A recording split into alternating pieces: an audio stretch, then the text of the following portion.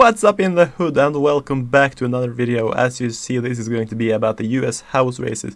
Now, everyone has been saying that the Republicans overperformed, they did better than expectations, and that Nancy Pelosi is risking to lose her position as Speaker of the House. People say that the Republicans did great, that Democrats did poorly, and to be honest, I sort of disagree. And it is not because the Democrats got more raw votes, they were probably going to do that.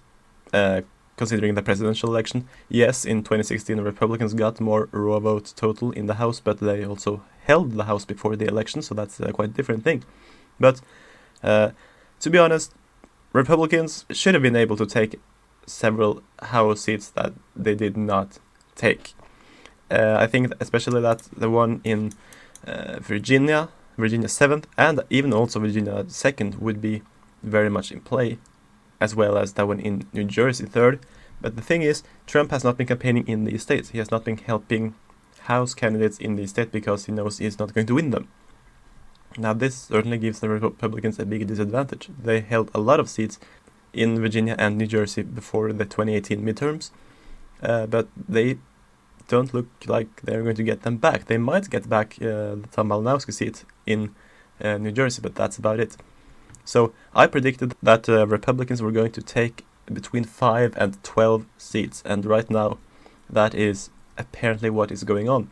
Yes, the polls said Democrats were going to pick up seats. I never bought into that. I mean, they said that Biden was going to win in a landslide. Why would you believe the polls that way? So the people that I considered to be dead on arrival included Joe Cunningham in South Carolina, Kendra Horn in Oklahoma, and Shorty Torres Small in New Mexico, and they all turned out to lose. A bigger surprise to me was that Maria Elvira Salazar managed to win in the Florida district that was considered likely for the Democrats, Donna Shalala. But Republicans managed to pick it up with nearly a 3-point win. 3-point win, that is impressive. It might get tighter, but the victory is certain. But maybe one of the biggest upsets, well, it's not one upset, but it's several, is in California. Look at this. Republicans have picked up 2 seats. They might pick up 3. They might pick up District 21, where David Valadao is ahead currently by more than 2,000 votes, and as you see, there are more than 98% of the votes counted, so that one is looking like a very likely pickup by this point. David Valadao, the former representative from that district. And in California 25th, Mike Garcia is extremely close to being unseated by Christy Smith. Almost completely counted there. I strongly hope that Mike Garcia wins. I mean, he's the fighter pilot. In the special election before that, she actually mocked him because, he was a pilot while she had law books and had studied. So she is a typical representative of the Democrat establishment. He is an outsider, he is a Latino man. So, hoping that Garcia picks that up, but it could potentially, during 1 year, during 2020, be a pickup of 4 seats in California by the Republicans. All of which they, of course, lost in 2018, but, it's a step in the right direction of reversing the trend.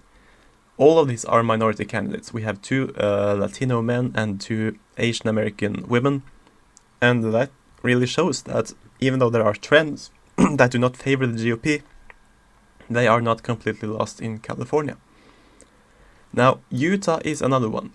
It would be a pickup, and I believe that most major news networks have actually called it for Burgess Owens, meaning that Ben McAdams have lost in Utah.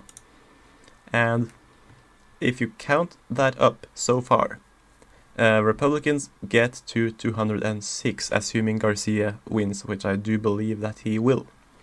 206 seats for the Republicans. Iowa is extremely close. 48 votes are separating them out of almost 400,000 cast. I'm not going to talk about Iowa. I'm not going to make any projection about that. There are 11% of the vote remaining, so let's just keep that in waiting.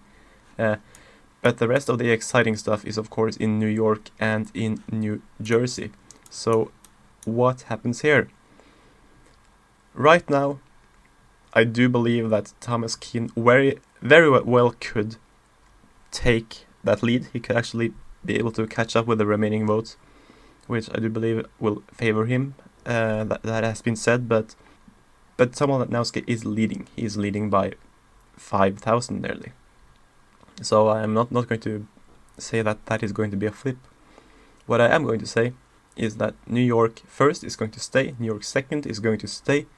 Republicans are then at 208 seats, and they are probably going to hold on to number 24, 209, and New York District 22, which gives them 210 seats. Now, when it comes to New York 19th and New York 18th, I do believe that the Democrats are going to hold on. The last one is the Staten Island district, which does... I don't know why that hasn't been called. I mean, Nicole Malliotakis obviously has won. They're just extremely slow in counting the votes here. So that will put them at 211 for the Republicans. But with New Jersey 7th and Iowa 2nd outstanding, it could be potentially 213 seats for the Republicans. And that is a quite good deal. But I still don't buy that Republicans in the House shocked everyone by doing so perfectly well. I don't think they did perfectly well. They lost the one in Georgia, which you would expect them to lose something to, but they had good chances in Virginia. They had a really good chance in New Jersey 3rd, but after a while they lost that one. It did go Democratic, but they should certainly be able to flip at least the suburban seats in Illinois 14th, Lauren Underwood, and one of the suburban seats that they lost in Michigan in 2018. But they both went to the Democrats. Trump campaigned there, so I don't really understand how they did so well. And I was also having a quite good feeling about the district, which is here in Minnesota 2nd. Angie Craig, she did well by 2.2 points. So I definitely could see the path. I mean, the Republicans, they did well. They did well in many aspects. But I was expecting them to do well by winning back some seats here in the Rust Belt, not by flipping seats in California and suburban Miami. So that's certainly a bit shocker. But it is a very good trend for the Republicans.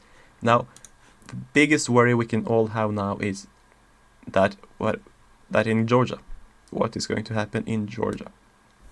You have two incumbent Republican senators, David Perdue and Kelly Loeffler, which are both probably favored to win because Democrat turnout is expected to be lower because it is a runoff. Assuming that holds, the Republicans have a good grip on the Senate. If they somehow manage to lose and Joe Biden held on, survived the lawsuits and got sworn in, that would be a 50-50 Senate. And that would make Kamala Harris the tie-breaking vote in the Senate. Oh, I don't like to think about that. I mean, Kamala Harris is just a completely terrible person. Oh my god.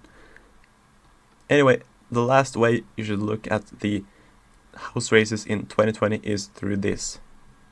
All of the toss-up districts that have been called went to the GOP. Republicans expected to win narrowly. Of course, they went to the GOP. You could bet on that, and they all did by quite good margins.